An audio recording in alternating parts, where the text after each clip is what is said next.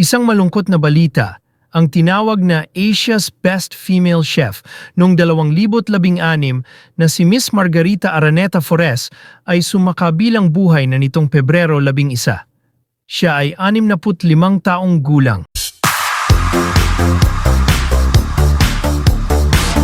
Ibinahagi ng nag-iisa niyang anak na si Chef Amado Flores ang malungkot na balita sa publiko sa pamamagitan ng kanyang Instagram account. Instead na black ang background ay white ang ginamit na wall ni Chef Amado. Sa kanyang IG, kalakip ang pagkumpirma sa pagpanaw ng kanyang ina. Dear friends and family, it is with a heavy heart that I share the sudden passing of my mom, Margarita A. Flores. Our family is mourning this unexpected loss, and we kindly ask for your prayers during this time. We will be able to share more in due time. With gratitude, Amado. Hindi na umabot si Chef Gaita sa kanyang ika-66 na kaarawan sa susunod na buwan, Marso 23.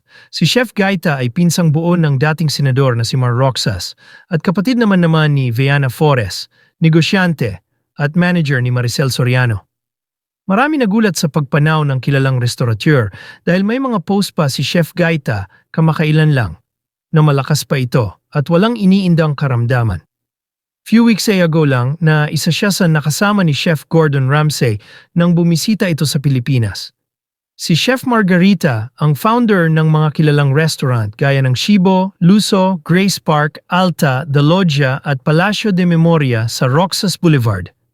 Samantala, walang ibinigay na detalye si Chef Amado at ang pamilya kung ano ang ikinamatay ng ina at ang detalye kung saan ito ibuburol.